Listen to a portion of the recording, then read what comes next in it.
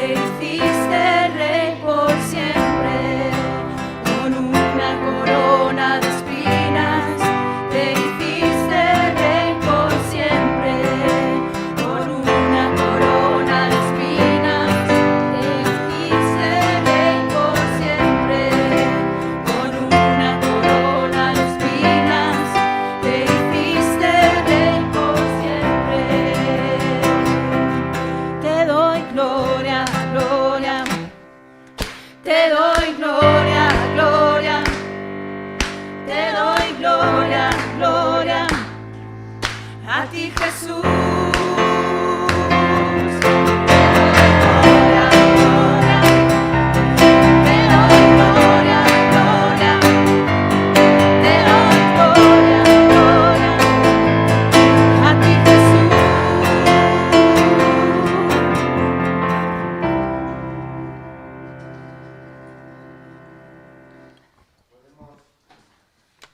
Os animo a sentar si queréis.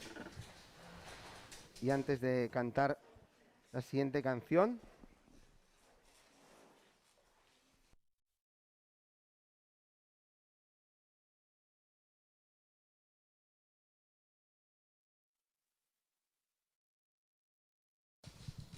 hola, hola, ¿aquest sí?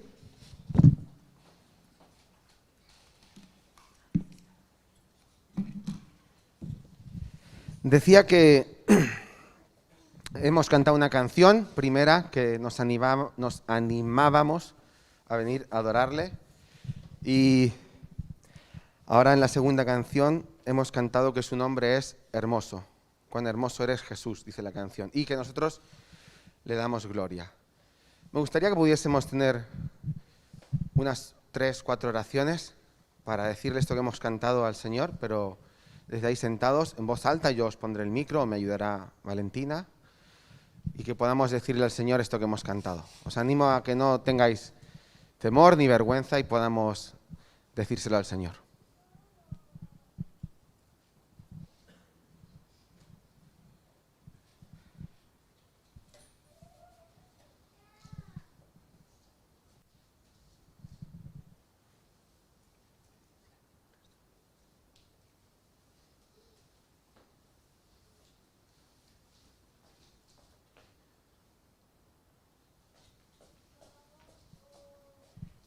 Señor, te damos muchas gracias en esta mañana, Señor, porque hemos venido a adorarte, Señor, y a bendecir tu nombre.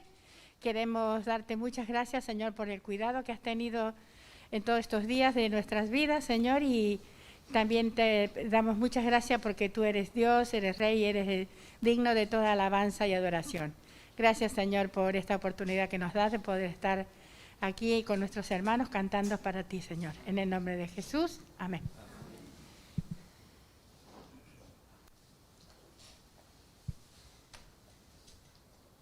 Padre Santo, te damos gracias una vez más, Padre, porque estamos reunidos en este día, Padre. Todos los días son bendecidos para nosotros, porque nos bendices a cada momento de nuestras vidas. Pero este es un día especial porque lo dejamos para ti. Señor, muchas gracias, Señor, por estas alabanzas que hemos cantado para ti, Señor, que salgan de todo nuestro corazón y que hagamos esto vivo en nuestras vidas, Señor. Gracias, Padre, por tanta humillación que pasaste, fuiste pisoteado de todo, Padre, para poder darnos la salvación, Señor. Ayúdanos a ser agradecidos y poder esparcir el nombre de tu palabra, Señor, a aquellos, Señor, que tanto la necesitan, oh Señor, bendito Padre. Gracias, mi Dios, y que este culto y todo lo que se haga sea para la honra y la gloria tuya. Amén.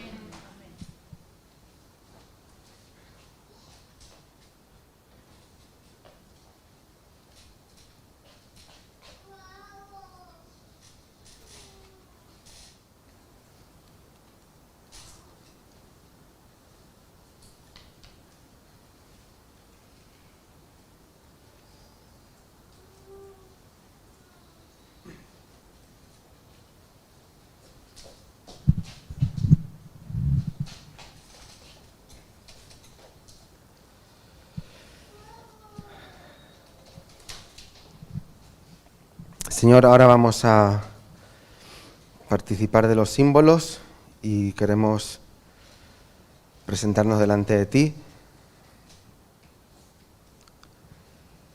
con toda la humildad que somos capaces y con el anhelo de que si hay algo aún en nuestros corazones de pecado o sucio, que nos limpies. Señor, nos alegra adorarte y nos hace bien, como oraba Eli, pero sobre todo queremos que la adoración llegue a ti que tú recibas toda nuestra alabanza y que sea hoy y cada día de la semana y en cada momento, con nuestros actos, con nuestros pensamientos, nuestras palabras. Ayúdanos como padres a ser ejemplo a los hijos. Ayúdanos a los hijos a respetar a nuestros padres. Ayúdanos como familias a buscarte a ti. Que tú seas el centro de cada una de nuestras casas, de nuestros hogares. Que todos podamos poner nuestra mirada en ti.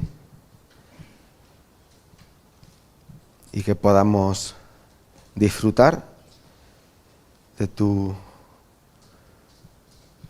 forma de actuar en nuestras vidas, que es llena de amor o simplemente amor puro y de gracia y de misericordia.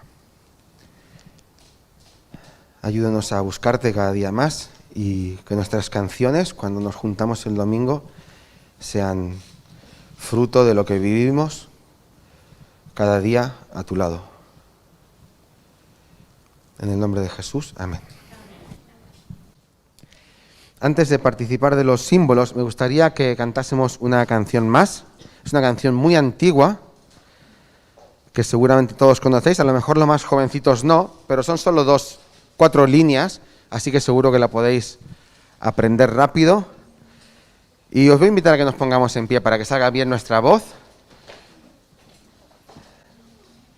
Es una canción que veréis que es muy bonita, tiene muchísimos años y te animo a que la hagas, si la conoces ya desde mucho tiempo, en forma de oración. Y si no, pues que la leas para aprenderla y también entregarle tu vida al Señor.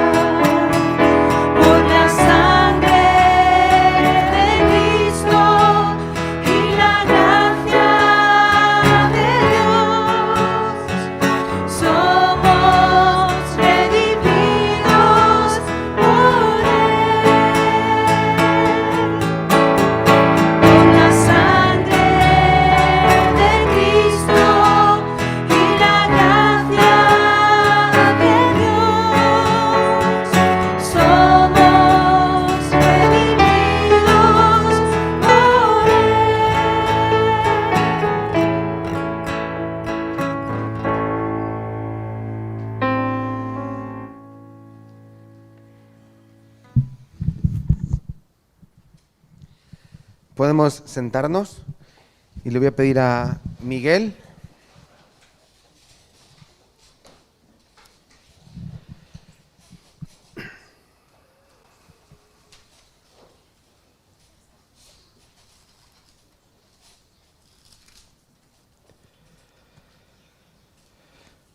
como hemos cantado, decimos somos redimidos por Él, por la sangre de Cristo. Esto es lo que vamos a recordar ahora, lo que vamos a celebrar, que fue la muerte del Señor Jesús en la cruz.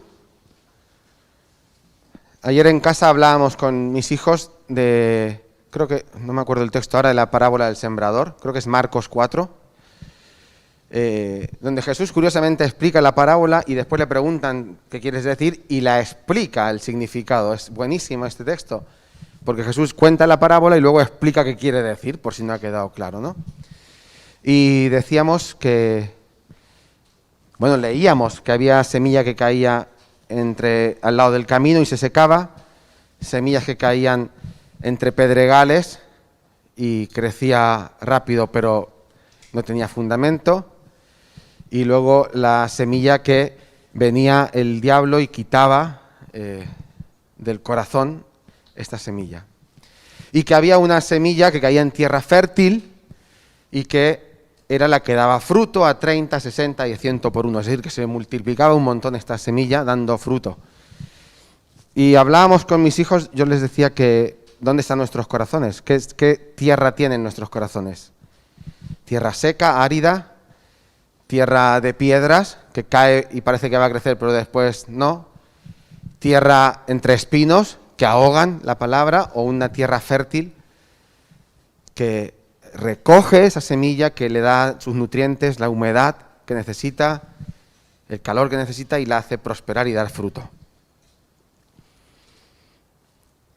Y esa semilla es el Evangelio.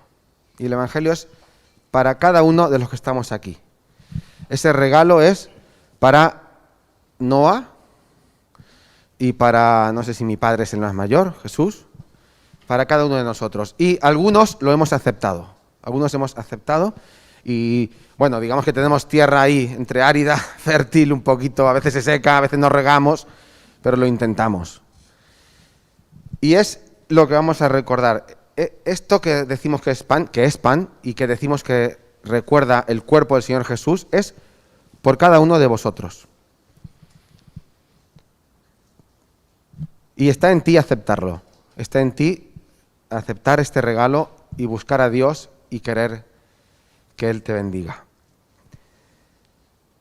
Como decíamos ayer, en esta vida tendremos 70, 80, 90 años, los que más, y después de ella. Así que si tú no conoces a Dios aún, piensa en los que vamos a comer de este pan, piensa que el Señor Jesús se entregó por ti, por cada uno de nosotros, y dio su vida y derramó su sangre, que es lo que recordamos con el vino, para que un día podamos disfrutar del cielo, de la presencia de Dios, de sus ángeles, de los hermanos que ya están allí, y disfrutar cara a cara con Él. Sí, sí, Padre, gracias porque nuevamente podemos estar aquí para alabarte y para adorarte, porque es lo que a ti te agrada y lo que tú nos pide. Y te doy gracias por tu Hijo Jesucristo, porque Él fue algo maravilloso para nosotros y sigue actuando en nuestras vidas. Él entregó su sangre para que nosotros a través de ella tengamos acceso a ti y podamos estar confiados y firmes. Y es por eso que te doy gracias en el nombre de tu Hijo Jesucristo. Amén.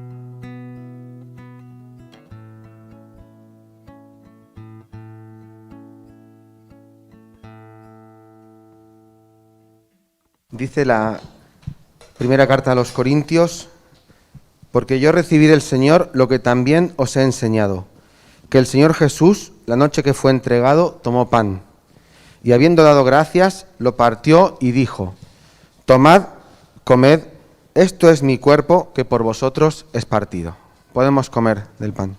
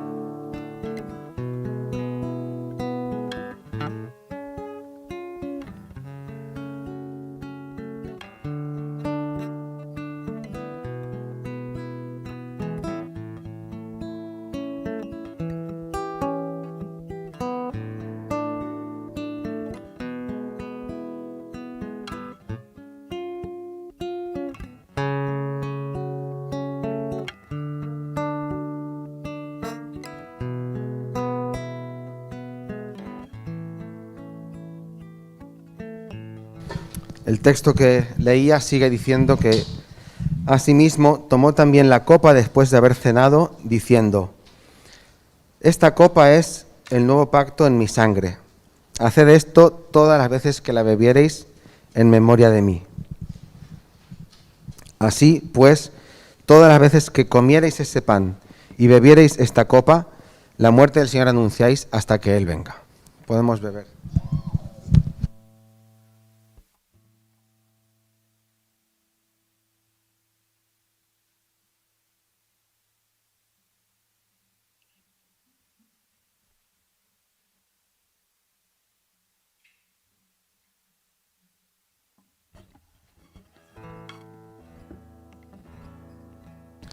Recordamos, como decía, la muerte del Señor Jesús, pero sabemos que el Señor Jesús no se quedó clavado en aquella cruz. Sabemos que fue bajado su cuerpo, que fue enterrado en la tumba y que al tercer día, ¿qué pasó? No he escuchado bien. Ahora sí. Y es lo que dice la canción que vamos a cantar ahora, que el Señor Jesús, que es Rey, venció a la muerte. Y venció a la muerte porque es Dios y porque tiene poder para vencerla. Y también tiene poder, imagínate si venció a la muerte, si tiene poder para obrar en tu vida, en la vida de tus hijos, en la vida de tu familia. Os invito a ponernos en pie y a cantar esta canción, Rey Jesús.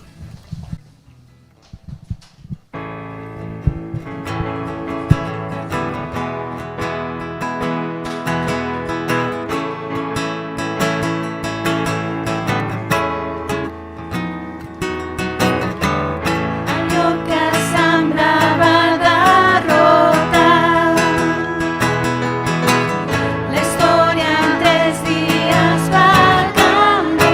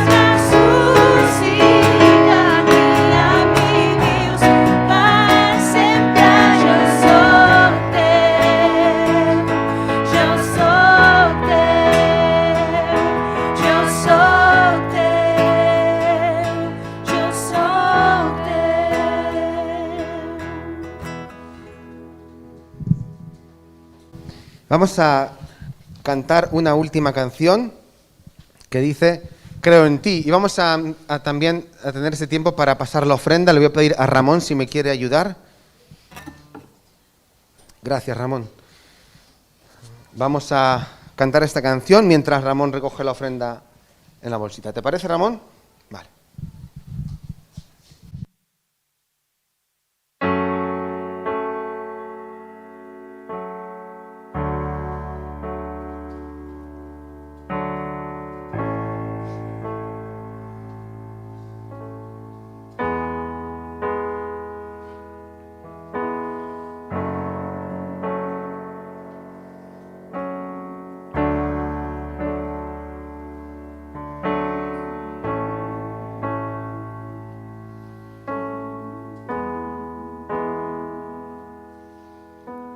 Quiero levantar a ti mis manos, maravilloso Jesús, milagroso Señor.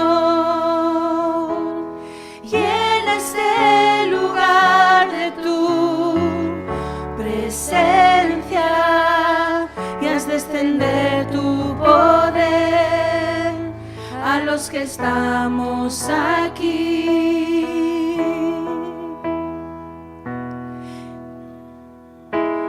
Quiero levantar a ti mis manos, maravilloso Jesús, milagroso Señor.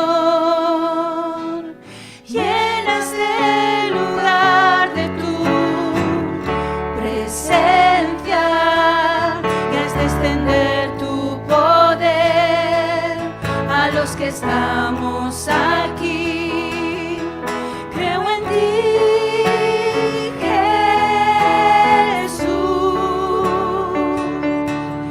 en lo que harás en mí.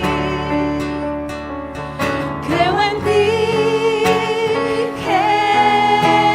Jesús, en lo que harás en mí, en mí, en mí. Recibe toda la gloria, recibe toda la honra, precioso Hijo de Dios. Recibe toda la gloria, recibe toda la honra, precioso Hijo de Dios.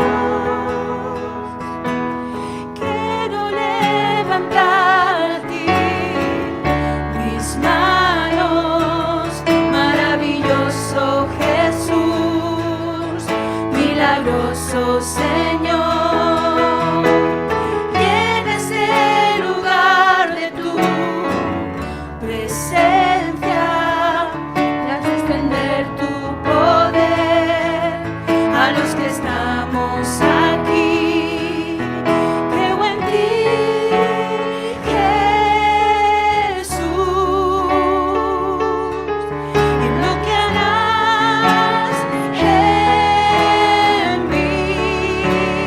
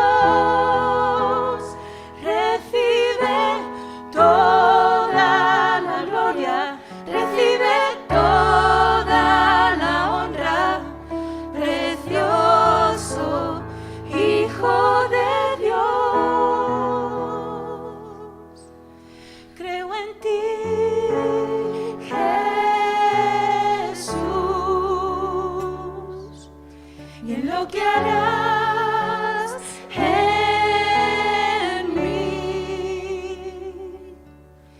Creo en ti, Jesús, y en lo que harás en mí.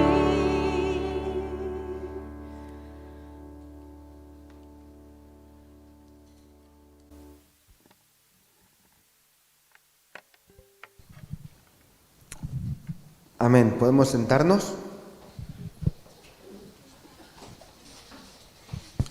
Y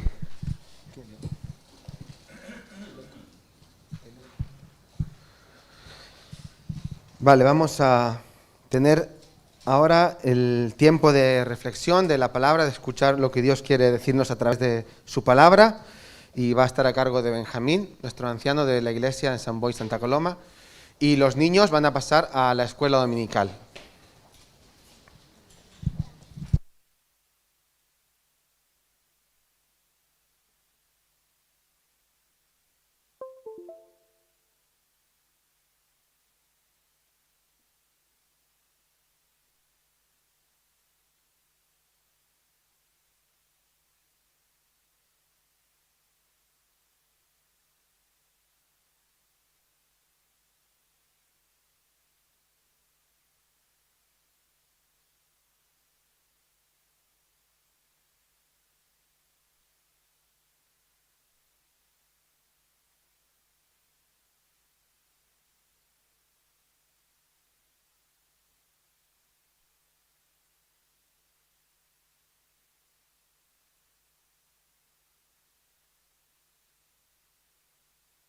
Igual no me oyen, ¿no? Ahora sí, sí, sí. Muy bien. Pues la verdad es que es una alegría veros. Siempre lo es para mí estar aquí con vosotros. Y me alegro mucho de ver caras que no conozco. Así que estaré muy contento de poder saludaros cuando acabemos el culto. Y bueno, y de compartir con vosotros esta mañana la palabra de Dios. Os voy a hacer una pregunta que no es de examen, ¿eh? No pasa nada si no la sabéis responder. Yo creo que sí que sabréis. ¿Qué día es hoy? Vale, domingo, sí. Esto era fácil. Domingo de Ramos. Muy bien, muy bien. ¿Sabéis que hoy es una de esas fiestas que tenemos en el calendario de las que podemos estar casi seguros que celebramos la festividad o recordamos el día en la fecha concreta que fue? Esto es así porque, como sabréis, la Semana Santa cada año cambia en el calendario. No la tenemos siempre en la misma fecha, y eso se debe a que nos regimos, o la Semana Santa se rige por ese calendario judío que celebraba la Pascua, y la Pascua se celebraba, creo que, si no me equivoco, es la primera luna llena después de la entrada de la primavera, o de lo que es el solsticio de primavera, ¿no? Como se diga técnicamente. Claro, por eso cambia. Eso significa que como hoy es el día que empieza la Semana Santa, la conocida Semana Santa, pues hoy es Domingo de Ramos, y hoy, tal día como hoy, sucedió algo sobre lo que vamos a meditar en esta mañana. Y que, fijaros, es una de esas cosas que nos explican todos los evangelios. Sabéis que tenemos 4 evangelios, 4 biografías de la vida del ministerio de Jesús, y una de ellas, de la que vamos a hablar esta mañana, es la que nos explicó el apóstol Juan. En Juan, en el capítulo 12, tenemos un relato de lo que sucedió ese día especial. Haremos alguna referencia a la biografía esta o a este hecho tal como lo explican los otros evangelios. Y cuando nos acercamos a un texto bíblico, sobre todo a uno que tiene referencia a algo que sucedió, pues es bueno acercarnos al contexto, a saber qué es lo que había pasado antes. Y para mí esto siempre es un problema, porque no sé cuánto tiempo atrás tengo que remontarme para poder situar la escena, ¿no? Porque claro, la vida de Jesús está llena de acontecimientos extraordinarios que al final todos ellos llevan a un punto determinado, ¿no? Así que he decidido irme al capítulo anterior de Juan, al capítulo 11, como contexto anterior. En el capítulo 11, no lo vamos a leer ahora, leeremos solo el trocito del hecho que lo utilizaremos como base para la reflexión, pero sí que os propongo que en casa cojáis Juan capítulo 11 y lo leáis y luego unáis vuestra lectura con lo que hablaremos esta mañana. Pero os explico un poquito. Juan capítulo 11 nos explica que un gran amigo de Jesús se puso muy enfermo y acabó muriendo. Es Lázaro, ya conocéis, seguramente muchos de vosotros conocéis la historia, ¿no? Lázaro murió, Jesús, que estaba en un lugar apartado, pues se acercó hasta Betania, que es donde vivía Lázaro con sus hermanas, obró el milagro de la resurrección de Lázaro, y digamos que aquí empieza o se desata una situación extraordinaria, y es que, claro, imaginaros lo que representa que alguien resucite a uno que está muerto, ¿no? Algunos de los judíos que presenciaron aquello creyeron en Jesús, pero otros no creyeron, y los que no creyeron se juntaron con los líderes, religiosos y políticos del pueblo y decidieron que había que matar a Jesús. Eso ya lo habían decidido bastante tiempo antes, pero cuando llegó este momento dijeron, hay que acabar con él. En esta situación, y ahora viene un hecho importante para entender lo que vamos a explicar después, en ese momento, cuando Jesús se entera que han declarado o han decretado que van a matarlo, digamos que Jesús desaparece de la escena pública durante unas semanas. No sabemos exactamente el tiempo, 2, 3 semanas, no lo sabemos. Desaparece, de hecho no está en los lugares más habituales en los que él se encontraba, de manera que los judíos que querían matarle no le encuentran, ¿no? Pero fijaros que llega un momento, poquitísimas semanas después, que en Betania, donde había resucitado a Lázaro, deciden hacerle una cena de homenaje a Jesús. Y bueno, Jesús acude a esa cena, y en esa cena, bueno, hay unos hechos extraordinarios. Creo que no hace mucho hablamos de esto, ¿no? De la mujer que se pone a los pies de Jesús y derrama un perfume en sus pies. Bueno, pues esto sucede inmediatamente antes de lo que vamos a ver hoy. Eso, si quisiésemos hacer un paralelismo, digamos que eso sucedió ayer. Porque fijaros que el texto que vamos a leer en Juan capítulo 12 empieza explicando lo que pasó al día siguiente. Estamos en Juan capítulo 12, versículo 12. Y fijaros que las primeras palabras de este texto dicen al día siguiente. Es decir, como explicaba yo, pues el día después de esta cena. Lo que vamos a leer ahora, fijaros que os he dicho antes que Jesús durante un tiempo desapareció de la escena para que los judíos que lo querían matar no lo cogiesen y no lo matasen.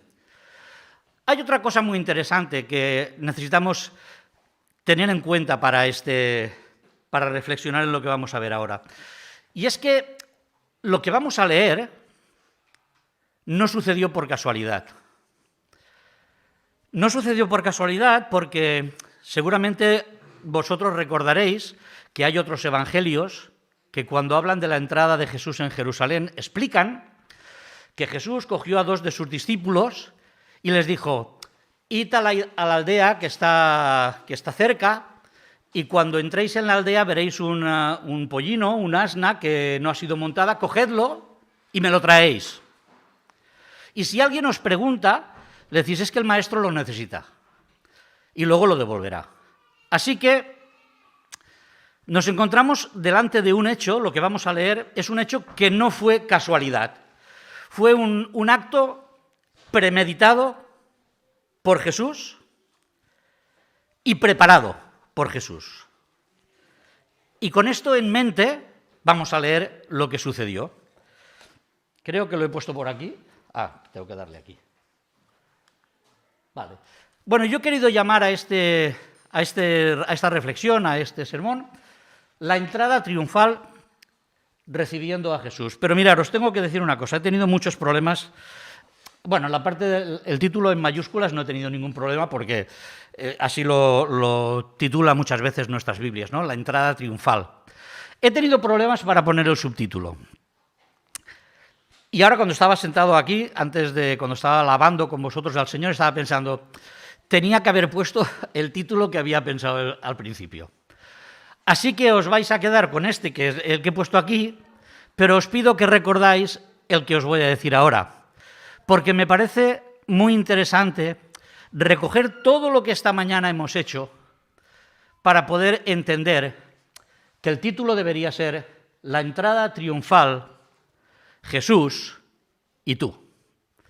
Esta mañana, César, cuando empezaba el culto, decía que el Señor tiene cosas para decirte hoy.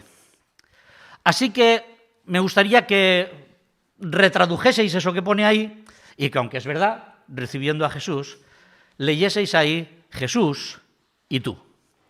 Porque lo que vamos a leer a partir de ahora tiene un mensaje directo para cada uno de nosotros. Aquellos que hemos entendido quién es Jesús para cada uno de nosotros y el alcance de su muerte y de su resurrección, y aquellos que todavía quizá estáis en el camino de encontraros con esa realidad. Dice el texto, no sé si la tecnología hoy está un poco alterada, ahí estamos. Lo voy a leer aquí porque tiene la letra más grande, y ya sabéis lo de mi vista, ¿verdad?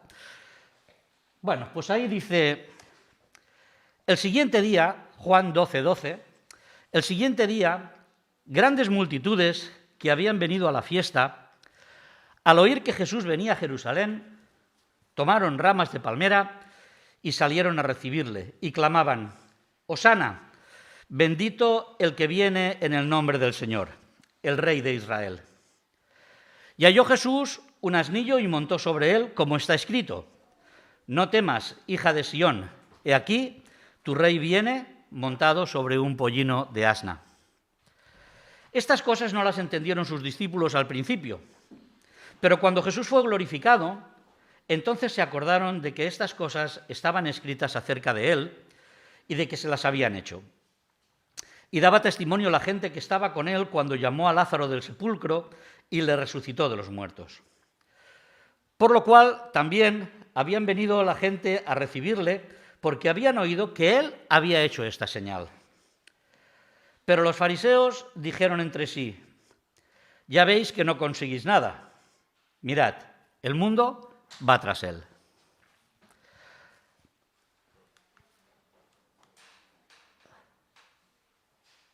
Había ciertos griegos entre los que habían subido a adorar en la fiesta. Estos pues se acercaron a Felipe, que era de Betsaida de Galilea, y le rogaron diciendo, Señor, quisiéramos ver a Jesús. Felipe fue y se lo dijo a Andrés. Entonces Andrés y Felipe se lo dijeron a Jesús. Jesús les respondió, diciendo, ha llegado la hora para que el Hijo del Hombre sea glorificado. De cierto os digo, que si el grano de trigo no cae en la tierra y muere, queda solo, pero si muere, lleva mucho fruto. El que ama su vida, la perderá, y el que aborrece su vida en este mundo, para vida eterna la guardará. Si alguno me sirve, sígame, y donde yo estuviere, allí también estará mi servidor. Si alguno me sirviere, mi Padre le honrará.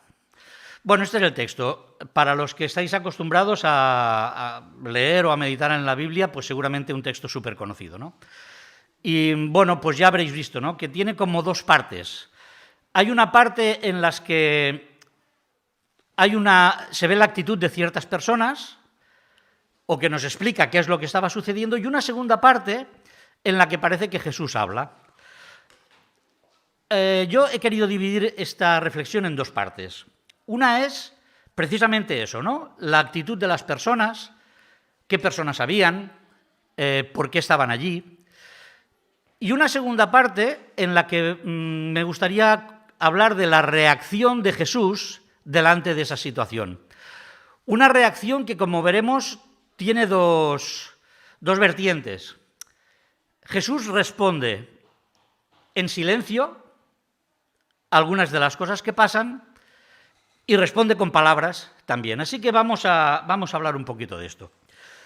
Este era el tipo de personas que estaban allí. Bueno, el dibujo no lo sé si eran así o no eran así, ¿eh? Esto lo he pillado ya sabéis, de internet.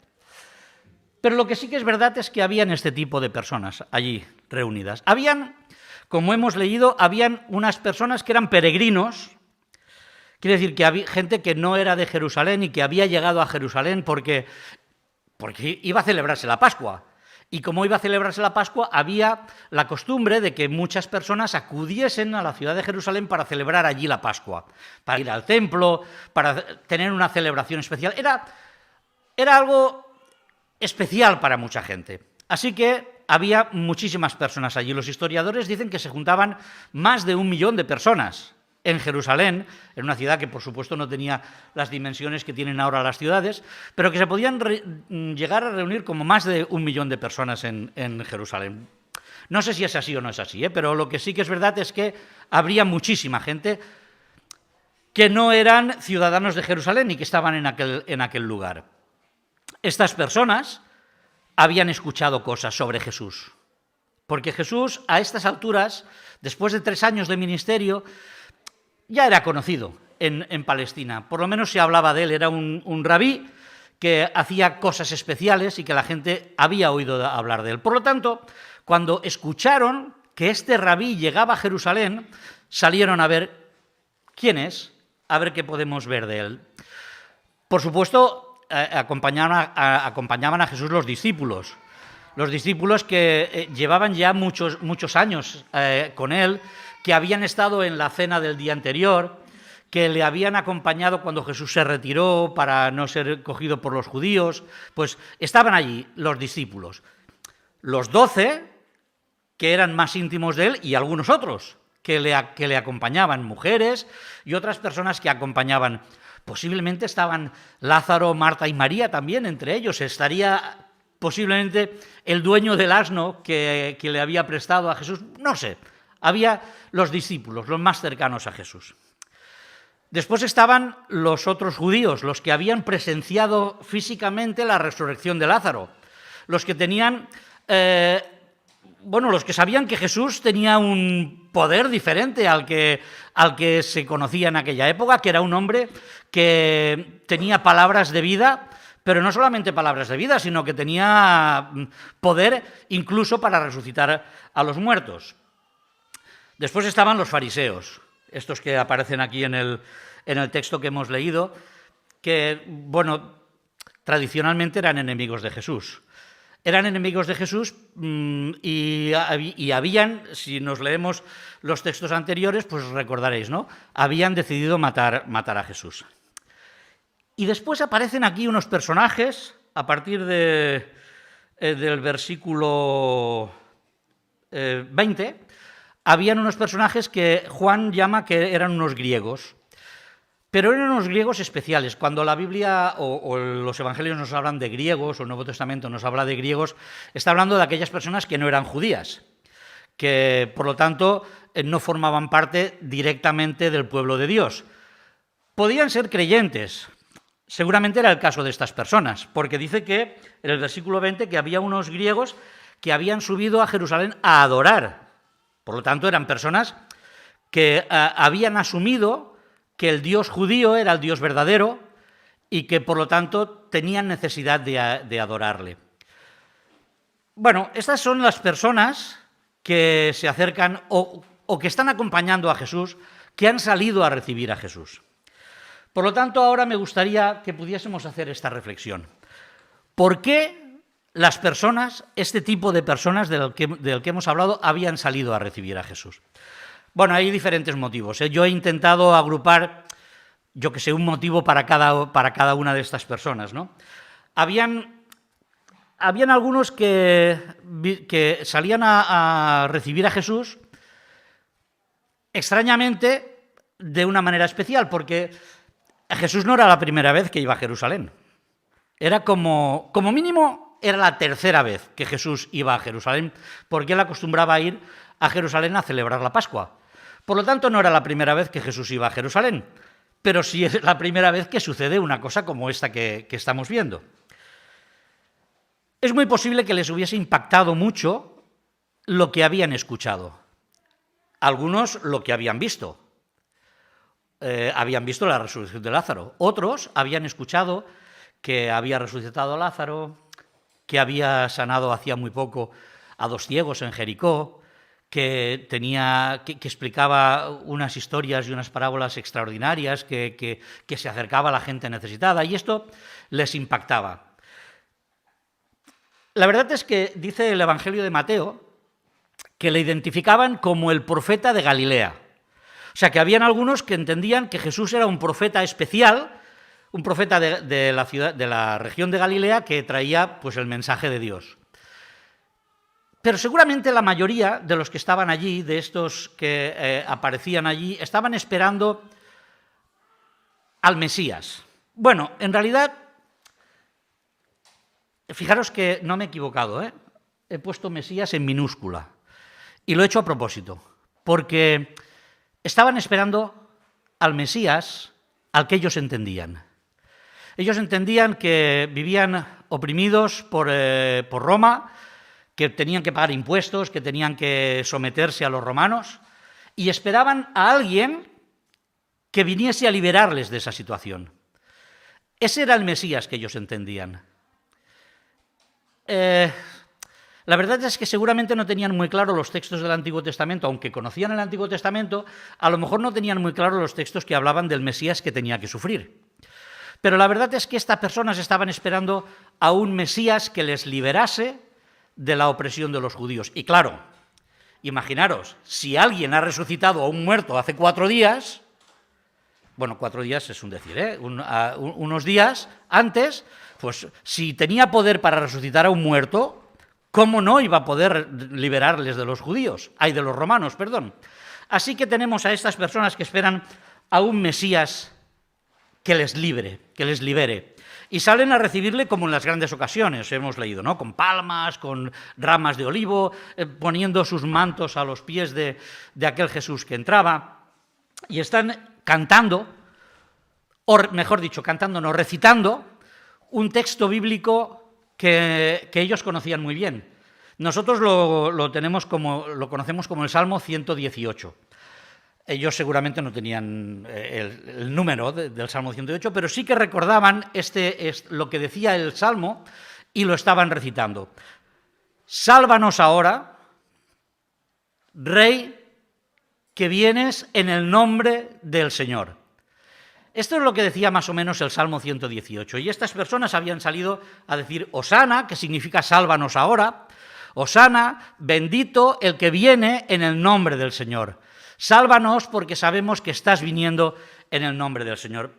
Hombre, la verdad es que no sabían muy bien lo que estaban diciendo. Pero el Señor, fijaros que en esta situación hace algo que para los que leemos la Biblia habitualmente nos damos cuenta que no es muy habitual. Si nos vamos atrás a algunos textos bíblicos del Evangelio de Juan, por ejemplo, nos vamos a dar cuenta de que hay personas que están adorando al Señor, en este caso le están adorando sin saber muy bien el alcance de lo que ellos dicen, ¿no? Ellos estaban hablando de alguien que venía en el nombre del Señor, pero en realidad no conocían la profundidad de esa afirmación. Le reconocían como Mesías, Hosana, sálvanos, pero su concepto de salvación estaba un poco alejado de lo que era la voluntad de Jesús. Así que lo primero que me gustaría que se nos quedase hoy en el pensamiento es que se puede admirar a Jesús por lo que esperamos de él socialmente. Jesús hoy en día, cada vez hay menos cultura religiosa, ¿no? Creo que lo hablábamos ayer con Lidia o esta mañana, no me acuerdo. Pero cada vez tenemos menos cultura religiosa por lo menos en nuestro país. Pero lo que sí que es verdad es que la persona de Jesús aún levanta opiniones, ¿no? Y hay quien piensa que Jesús fue un gran hombre, fue un hombre que trajo un mensaje social extraordinario, un mensaje de paz. Fijaros, vosotros recordaréis a Gandhi, ¿verdad? Habréis oído hablar de Gandhi. Pues Gandhi en cierta ocasión dijo si los cristianos viviesen según las enseñanzas de Jesús, todos seríamos cristianos. Así que a la persona de Jesús, aunque no se crea en él, Gandhi no creía en él, por supuesto, pero conocer a Jesús representa conocer a alguien que tiene un mensaje social muy profundo, muy intenso y muy válido. Por lo tanto, se puede admirar a Jesús por lo que esperamos de él, ellos esperaban la liberación de los romanos, y por lo que él representa socialmente. La verdad es que había otro grupo de personas que eran los fariseos. Me voy a saltar un poquito el orden, pero para que podamos entender bien el concepto. Los fariseos, fijaros, a pesar de las señales que Jesús hacía y que ellos conocían, si os vais al capítulo 11 y al versículo 47, yo os leo, dice: entonces los principales sacerdotes y los fariseos se reunieron en concilio y dijeron, esto que dijeron lo dijeron después de que Jesús resucitase a Lázaro, dijeron, ¿qué haremos? Porque este hombre hace muchas señales. Es decir, que los fariseos, los líderes judíos, los que estaban en contra de Jesús, en realidad reconocían que Jesús era un hombre que hacía señales extraordinarias. Así que estas personas estaban preocupados, desconcertados, por lo que ellos dicen aquí, en el versículo 19, ya veis que no conseguís nada, mirad, el mundo va tras él. Es como que de alguna manera estaban reconociendo su derrota. Habían sido derrotados por Jesús. La gente seguía a Jesús a pesar de lo que ellos habían decidido. Pero para ellos Jesús continuaba siendo el impostor molesto. Aquel que era molesto por las cosas que decía, porque denunciaba la actitud de la vida, porque la verdad es que su mensaje era un mensaje que llegaba al corazón y que hacía daño a aquellas personas que no lo querían escuchar o que no querían cambiar de vida, ¿no? Ellos habían decidido matar a Jesús y eso ya no lo iba a cambiar nada. Ellos habían tomado una decisión. Así que, pensando en estas personas, podemos pensar que de la misma forma que se puede admirar a Jesús, de la misma forma se puede rechazar a Jesús. Y a Jesús se le puede rechazar porque su mensaje deja en evidencia nuestra actitud, nuestra forma de ser. Quizá ahora vais adivinando por qué he dicho al principio que deberíamos haber, o que yo debería haber cambiado el nombre de esta reflexión, ¿no? Jesús y tú. Porque hemos de empezar a pensar, y os voy a recordar esto durante este pensamiento, os voy a hacer pensar en cuál es vuestra actitud delante de Jesús.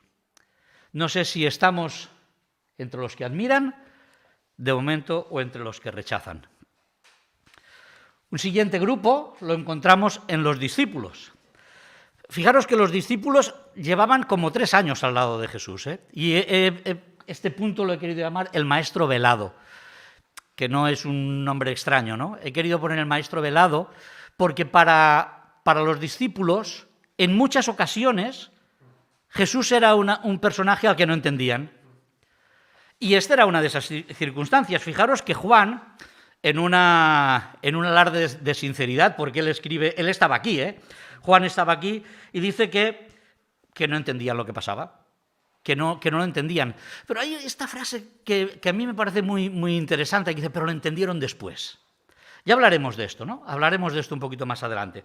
Pero es verdad que los discípulos estaban viendo aquello, no sabían exactamente qué pasaba, tenían opiniones diversas o variables en cuanto a Jesús, eran capaces de, junto con Pedro, decir, tú eres el Cristo, el Hijo del Dios viviente. Lo habían dicho no hacía mucho tiempo, hacía un año más o menos, en un momento que Jesús les pregunta, ¿quién dice la gente que soy yo y quién decís vosotros que soy yo?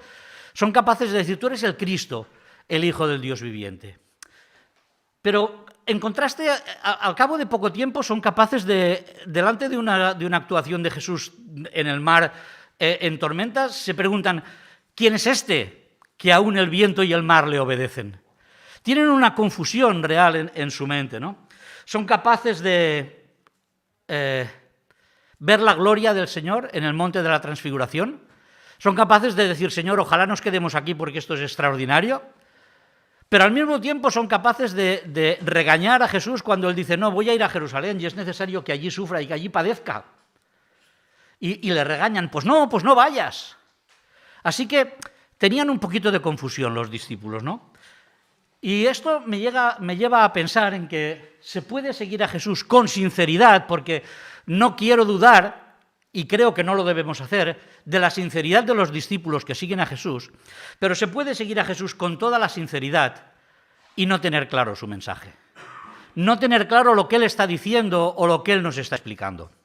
Así que esta es otra de esas cosas que me gustaría que fuésemos madurando, ¿no?, en la cabeza mientras reflexionamos esta mañana.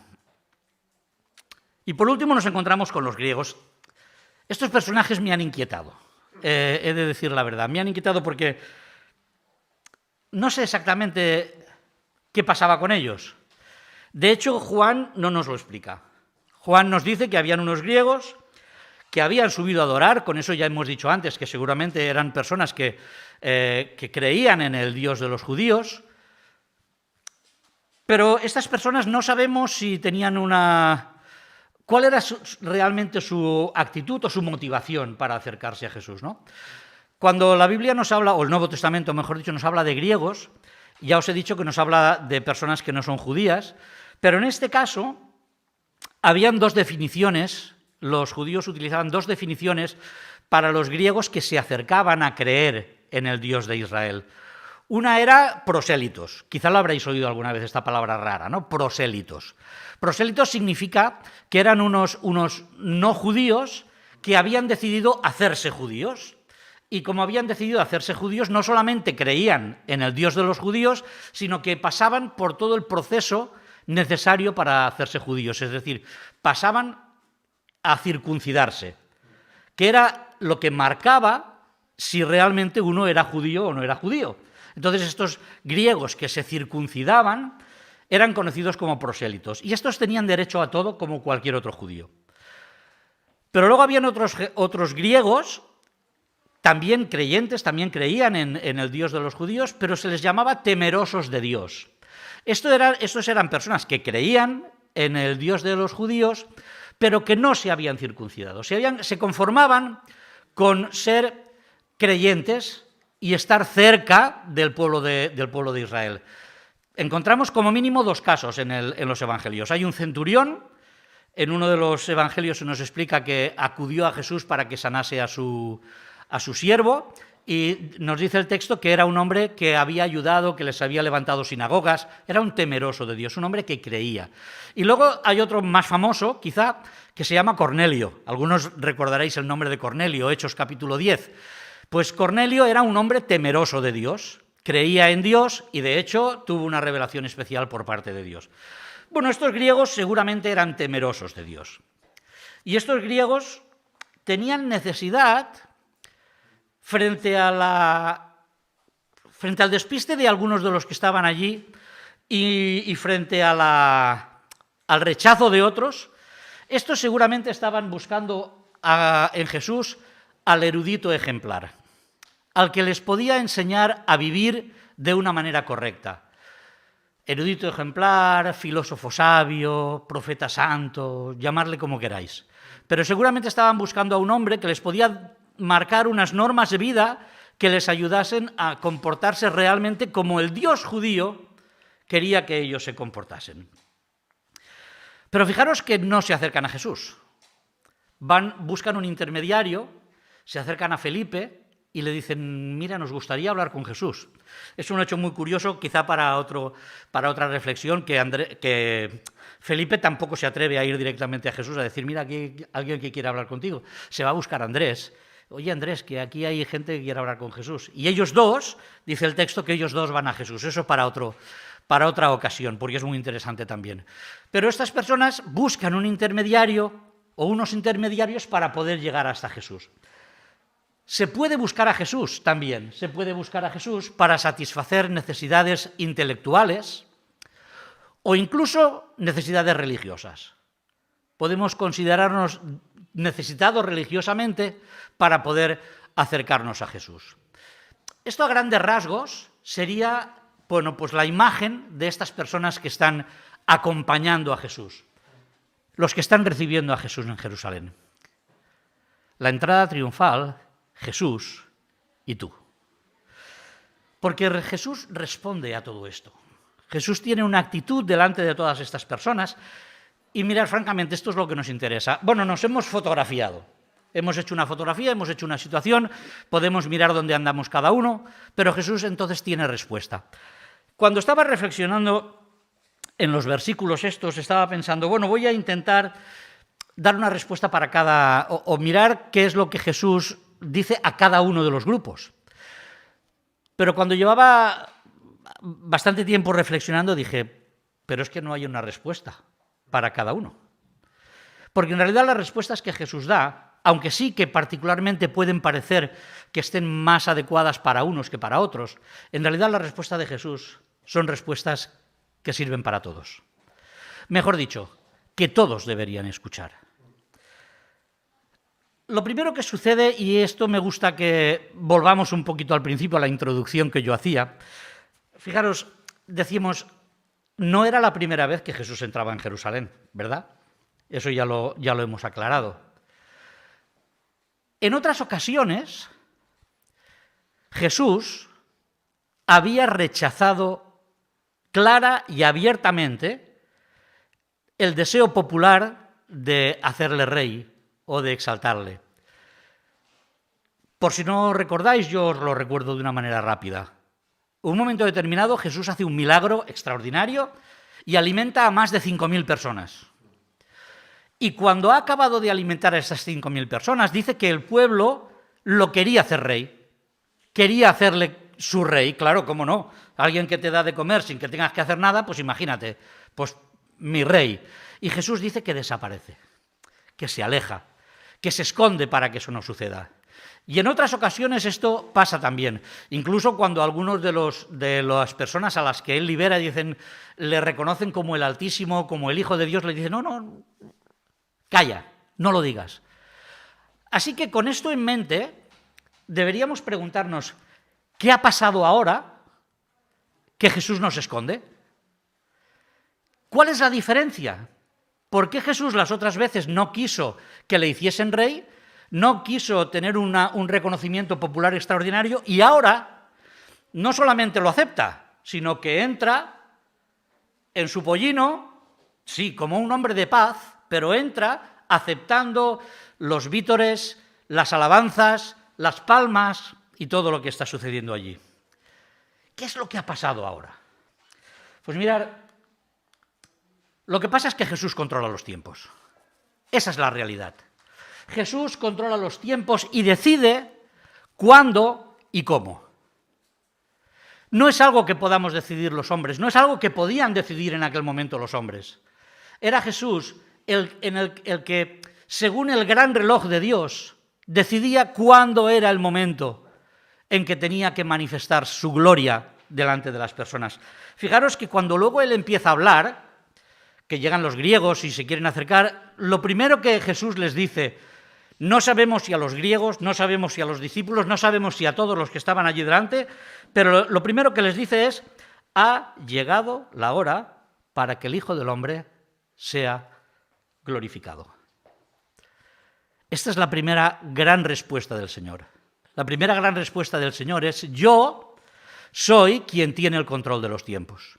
Yo soy el que decide el cuándo y el cómo. Y mira, déjame que te diga algo. Hoy, Domingo de Ramos, estamos aquí, todos los que estamos aquí, y estamos aquí por la voluntad de Dios.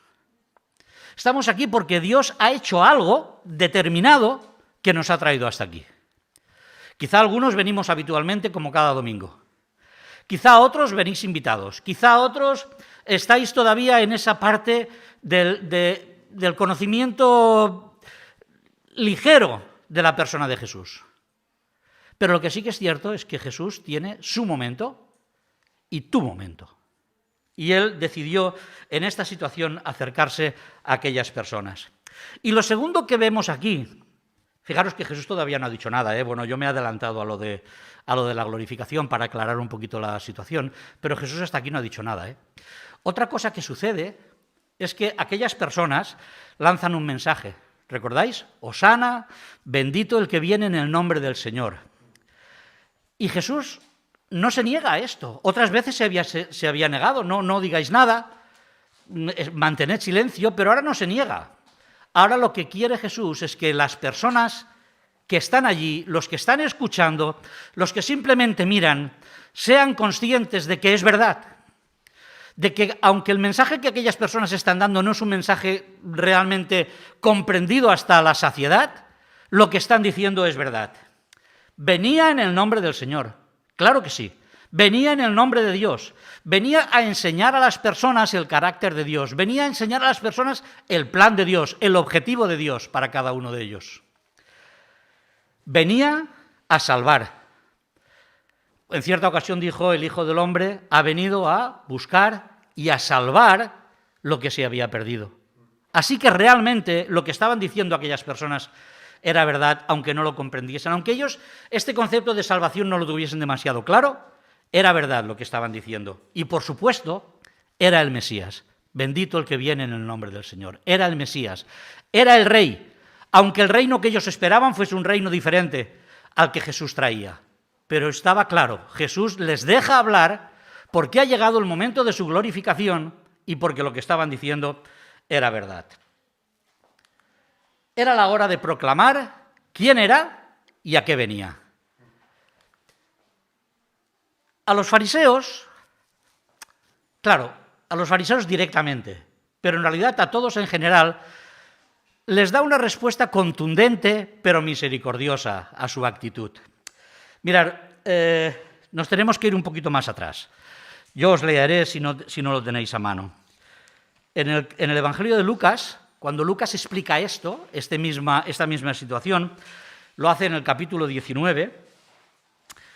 Lucas empieza un poquito antes. Lucas dice que Jesús se acercó a la ciudad ya montado en el pollino. Y dice que se le acercaron los fariseos y le dijeron, a ver Jesús, por favor, que estáis haciendo un alboroto grande. Haz el favor de decir a tus discípulos que se callen. Porque los discípulos iban cantando, Hosana, bendito el que viene en el nombre del Señor. Haz el favor de que tus discípulos se callen. Y Jesús les dice, mirad, ¿sabéis qué pasa? Que si estos callan, las piedras hablarán. Así que Jesús se dirige a ellos con contundencia para decirles, no pueden callar, porque lo que está sucediendo es que están proclamando definitivamente la verdad sobre mí. Ha llegado el momento de que yo sea glorificado y por lo tanto es necesario que ellos lo digan. Y si no lo dicen ellos, lo dirán las piedras. Así que lo siento, fariseos, pero mis discípulos no se van a callar. Pero inmediatamente después se acerca a ellos también en el versículo, a ver si lo encuentro, en el versículo 39, 41, sí, versículo 41. Dice, y cuando llegó, estoy en Lucas, Lucas 19, y cuando llegó cerca de la ciudad, al verla, lloró sobre ella. O sea, después de haberle dicho a aquellas personas, si estos callan, las piedras hablarán, versículo 40 de Lucas 19, fijaros en el versículo 41 dice, y cuando hubo dicho esto, cuando se acercó a la ciudad, lloró sobre ella. Y dijo, oh, si también tú conocieses, a lo menos en este día, lo que es para tu paz, mas ahora está encubierto de tus ojos. Y claro, en esta expresión de misericordia de Jesús estaban los judíos que no sabían bien lo que pasaba, estaban los que habían visto la resurrección, estaban sus discípulos y estaban los fariseos. Así que Jesús se dirige a ellos con contundencia, pero con misericordia. Es verdad que el momento lo controlaba el Señor, lo hemos dicho antes, ¿no? Lo hemos dicho, fijaros que habían decidido matarle, esto lo hemos dicho ya varias veces, ¿verdad? Creo que ha quedado claro, ¿no? Habían decidido matarle. Pero hay un detalle muy interesante que dice que en Mateo, el Evangelio de Mateo, en el capítulo 26, no hace falta que lo busquéis, dice que versículo 3 y versículo 4 dice, entonces los principales sacerdotes, los escribas y los ancianos del pueblo se reunieron en el patio del sumo sacerdote llamado Caifás y tuvieron consejo para prender con engaño a Jesús y matarle. Pero decían, y esto es súper interesante, pero decían, no durante la fiesta, para que no se haga alboroto con el pueblo.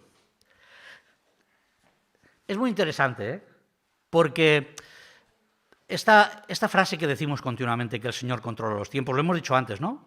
Él sabe el cuándo, el cómo, y Él es el que decide. Es verdad, aunque los fariseos consideraban que estaban derrotados, mirad, no ganáis nada, el mundo va tras Él, a pesar de que ellos se consideraban derrotados, ¿sabéis? Iban a acabar matando a Jesús, pocos días después. Pero todo lo que iba a suceder no según el plan de los hombres, sino según el plan de Dios. Los hombres habían decidido matar a Jesús, pero no hacerlo en la fiesta para no alborotar. Pero Jesús tenía otro pensamiento, el plan divino, el plan que se había fraguado desde la eternidad, tenía otras dimensiones. Tenía que ser el Cordero que muriese en el momento adecuado y por el pueblo y por cada uno de nosotros, y que lo hiciese precisamente en el día de la Pascua. Así que Él era el que ponía su vida, nadie se la quitaba, porque definitivamente nadie tiene autoridad sobre el Rey de Reyes. Esta es otra de las cosas que me gustaría que esta mañana se nos quedase bien en la cabeza. Nadie tiene autoridad sobre el Rey de Reyes. Y el Señor hoy sigue teniendo un mensaje para ti. ¿Y a sus discípulos? ¿Cómo respondió a sus discípulos? Pues esto es muy interesante también, porque dice que sus discípulos en aquel momento no entendieron lo que pasaba, ¿no? Versículo 16 de Juan 12, que hemos vuelto a nuestro texto. Estas cosas no las entendieron sus discípulos al principio, pero cuando Jesús fue glorificado, entonces las entendieron. Jesús estaba, yo he puesto ahí dando ejemplos, ¿no? Me gusta más, Jesús les está dejando pistas, para que cuando llegue el momento adecuado puedan recoger todo eso que no entendían y reconocer que esta era la revelación magnífica de Dios. Y así lo hace Juan. Claro, Juan escribió este Evangelio como 50 o 60 años después de que esto sucediese. Los otros evangelios ya estaban escritos. Y Juan en aquel momento es capaz de reflexionar y decir, fíjate, todo lo que estaba pasando, que nosotros no entendíamos, había sido explicado. Dice que ese versículo 16, de entonces se acordaron de que todas estas cosas estaban escritas.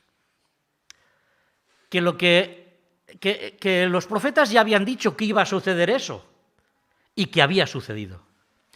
Por eso Juan nos deja este texto: no temas, hija de Sión, he aquí tu rey viene montado sobre un pollino. Un texto del profeta Zacarías, que mientras lo estaban viviendo no sabían qué estaba sucediendo, pero que lo acabaron entendiendo, que ahora entiendo que Dios en su voluntad y en su misericordia hacia nosotros ya nos había dicho que esto iba a pasar.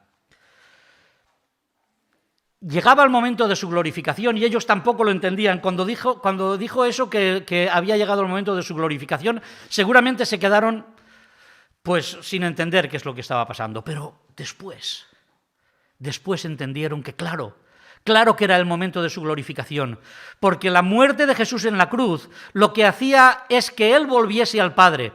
¿Y recordáis su oración? Padre, glorifícame contigo con la gloria que tuve contigo antes que el mundo fuese.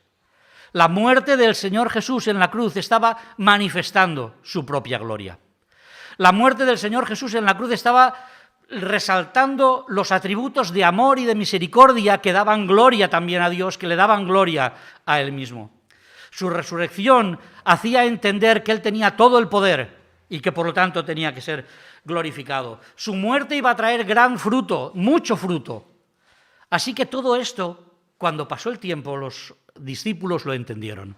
Jesús no hacía más que dejarles pistas para que pudiesen entender, porque todo esto lo iban a necesitar unos poquitos años después, bueno, unos poquitos meses después, para poder anunciar que Él era el Cristo, que las profecías se cumplían en Él, que Él había venido a salvar lo que se había perdido. Hosana, bendito el que viene en el nombre del Señor.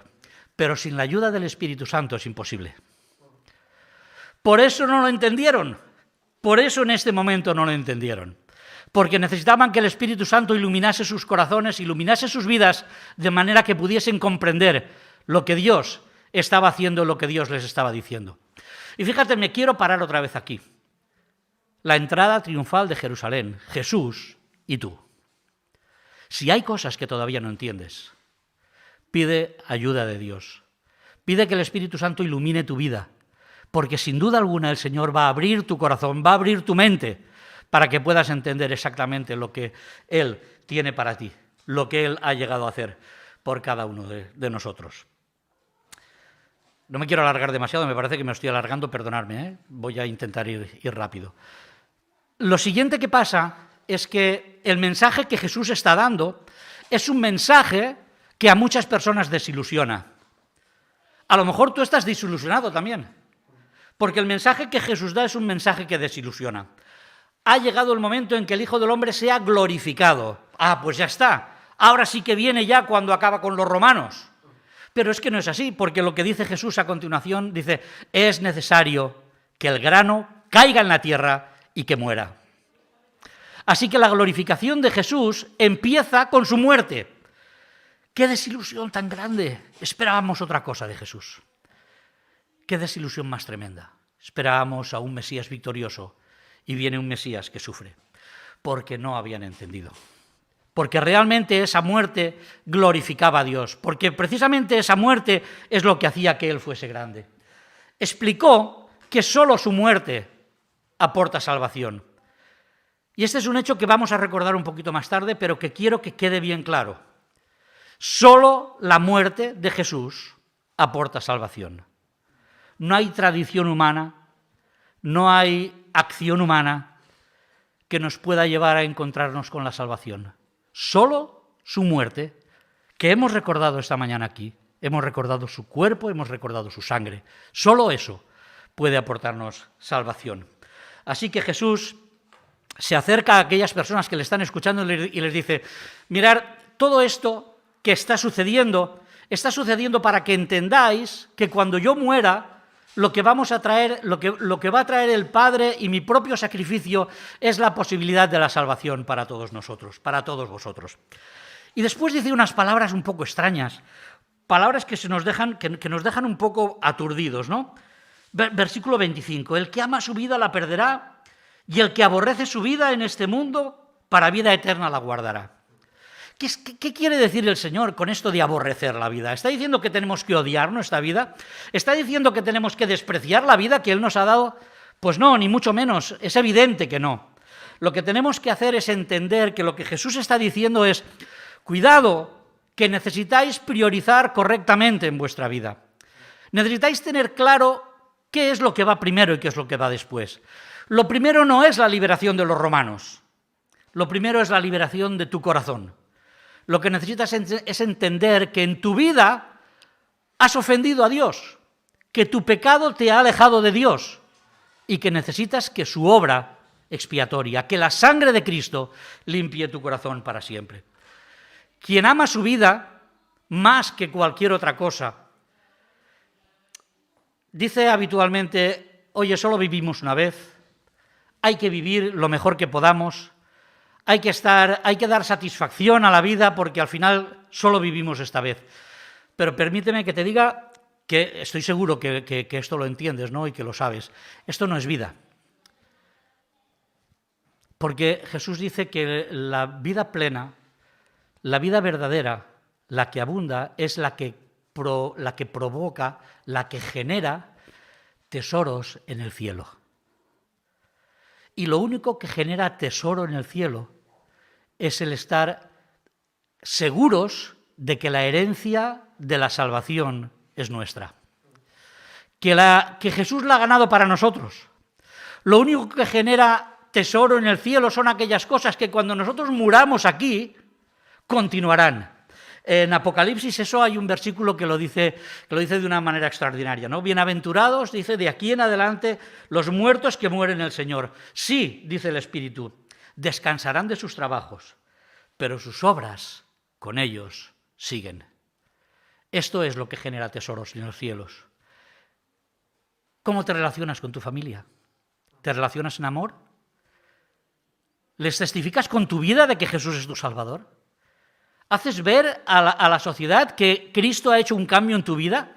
Porque eso, cuando tú te mueras, va a continuar estando.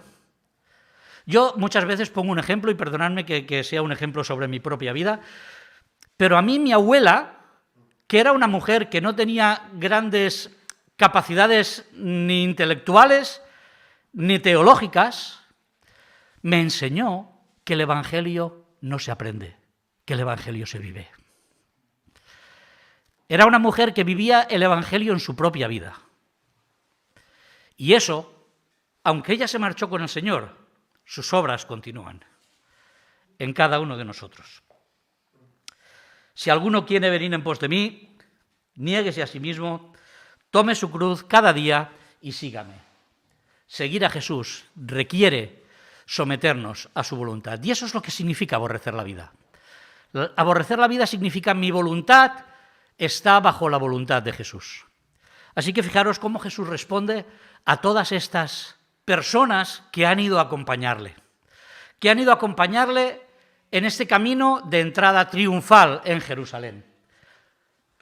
Hemos dicho curiosos que solo quieren saber lo que está pasando, intelectuales insistentes que quieren conocer un poquito más profundamente de qué estamos hablando, quieren estar bien informados. Fariseos que lo único que quieren es encontrar un argumento para matar a Jesús, que son guías, ciegos de guías. ¿Dónde estamos? Jesús y tú. ¿Dónde estás? ¿O estás en el grupo de los discípulos sinceros? En aquellos que a lo mejor sin tener todo el conocimiento de lo que Jesús estaba diciendo y estaba haciendo, estaban allí, dispuestos a aprender, dispuestos a crecer en Él.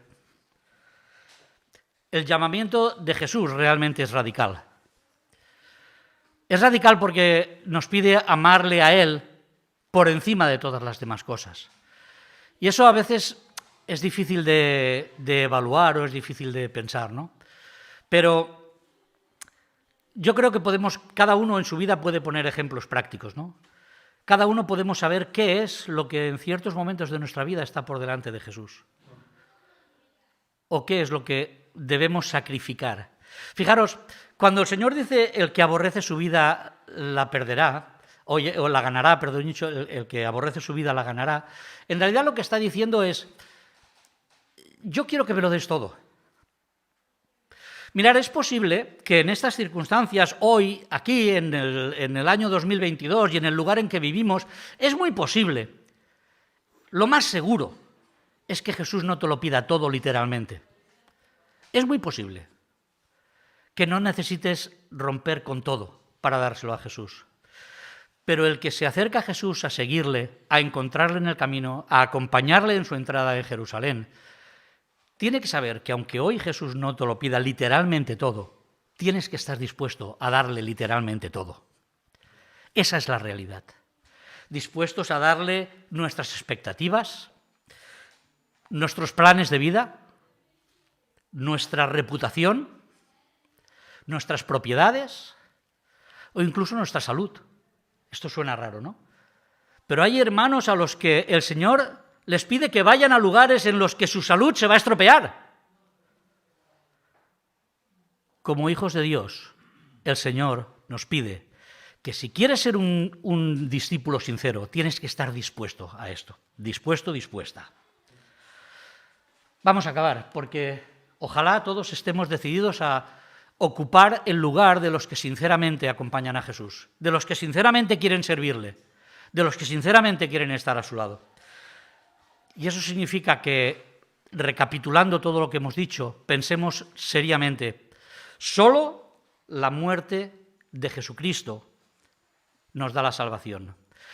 Y antes he dicho que iba a explicar un poquito más ahora. Mirad, dejadme explicar algo. No vale para nada que conozcas las enseñanzas de Jesús de memoria. Aunque las sepas, no vale de nada. No te da la salvación conocer las enseñanzas de Jesús. No te da la salvación haber disfrutado de algún milagro de Jesús. Quizá Jesús ha hecho algún milagro en tu vida, seguro que lo ha hecho, algunos más visibles que otros. Pues déjame que te diga, haber recibido un milagro de parte de Dios, de parte de Jesús, no te da la salvación. Ni siquiera te da la salvación, escúchame bien, ni siquiera te da la salvación el hecho de considerar que Jesús es el mejor ejemplo y que quieres seguir su ejemplo. Ni siquiera eso te va a dar la salvación. Porque la salvación solo viene de la muerte y de la resurrección de Cristo que ocupó tu lugar. Entender eso, recibir eso, rendirte delante de Él, reconocer que Él murió por ti, reconocer tu ofensa a Dios y entender que Él ha hecho todo eso para que tú un día puedas encontrar la vida eterna. La segunda cuestión es que la glorificación de Jesús es lo que nos da la luz del Espíritu Santo. Quizá no hemos entendido todo lo de la primera frase que he puesto, pero si no lo hemos entendido, repito lo que decía antes, arrodillémonos, aunque sea metafóricamente delante de Dios, delante de Jesús, pidamos perdón y pidamos luz para entender su obra en nosotros, podamos entender lo que Él ha hecho por cada uno de nosotros para poder hacer el camino junto con Él. Si alguno quiere venir en pos de mí, niéguese a sí mismo, tome su cruz y sígame. Y estas frases, que son textos bíblicos que quizá conocemos de memoria, ¿sabéis lo que significa? Significa que Jesús estaba diciendo, sígueme y escuchadme, literalmente su destino era la cruz. Y la cruz solo tenía un final, y era la muerte. Así que Jesús está diciendo, acompáñame. Y cuando Jesús llegó al monte de la calavera, cuando lo llevaron allí y le clavaron en la cruz, ¿quién quedaba? Quedaban algunos discípulos, quedaban algunas mujeres y quedaban un montón de enemigos y curiosos. Mira, si eres del grupo de los curiosos, si eres el grupo de los que simplemente esperas que Jesús pueda hacer algo en tu vida, tienes unas expectativas determinadas, tienes que reflexionar seriamente. Estas personas que esperaban al Mesías que les iba a liberar de Roma, 5 días más tarde, literalmente 5 días más tarde, estaban gritando, crucifícale. ¿Y sabes por qué? Porque Jesús les había decepcionado. Porque el Mesías en minúscula que ellos esperaban no era el Mesías que ellos habían visto en Jesús. Jesús tenía un mensaje diferente. Así que si estás esperando que Jesús solucione tus problemas inmediatos, estás en un momento peligroso. Mañana puedes estar diciendo, crucifícale. Porque van a llegar los problemas, porque van a llegar las decepciones, porque te vas a preguntar aquello de ¿y por qué el Señor permite que a mí me pase esto? ¿Y por qué el Señor no hace nada? El Señor está para satisfacer, quizás satisfacer no es la palabra correcta, ¿no? Para solucionar tus problemas espirituales con Dios. Él es el que puede obrar tu salvación de una manera perfecta. Y al final, la última reflexión es que rendir la voluntad al Maestro aporta plenitud de vida. Puede que parezca que someter nuestra voluntad a otro lo que hace es hacernos pequeños. Pero en realidad someter nuestra voluntad a la voluntad de Jesús es tener la mejor guía que podemos tener, la mayor esperanza que podemos tener y la mayor herencia que podemos tener. Así que todo esto hay que reflexionarlo bajo un solo aspecto. Fijaros que cuando Jesús acaba de hablar a sus discípulos les dice, versículo 26, si alguno me sirve, sígame. Y donde yo estuviese, allí también estará mi servidor. Esa es una de las grandes, esa es la gran recompensa. No sé cómo valoras el estar cerca de Jesús. Hoy y en la eternidad. No sé cómo lo valoras, pero ese es el premio de Jesús. El que me sirve estará donde yo esté. Y por si no es suficiente, y mi Padre le honrará. Así que creo que se merece una reflexión este Domingo de Ramos. Acompañamos a Jesús en su entrada en Jerusalén. Jesús entra en Jerusalén y la pregunta es, Jesús, ¿y tú? ¿Dónde estás? ¿Quién eres? ¿A dónde quieres ir? ¿Con quién te identificas? El Señor tiene un mensaje de esperanza y de vida para cada uno de nosotros. Que Él nos bendiga. Amén.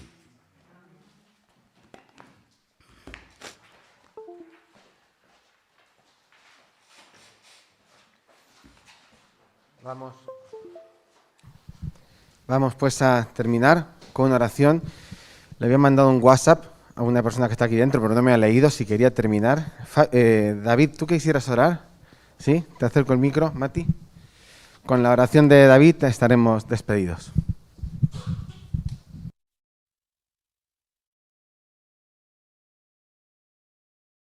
Padre Celestial, te damos gracias, Señor, por poder acudir a tu casa, Señor, junto con los hermanos. Te pedimos, Señor, que bendiga, Señor, también este pueblo, que tú derrames bendiciones, Señor, y que los que no te conozcan puedan acudir a ti, Señor, puedan acudir a esta casa para, Señor, bendecirte, alabarte, Señor, como tú mereces. Te damos gracias, Señor, por cada uno de los hermanos, por los que no hayan podido venir, Señor, también que tú los guardes.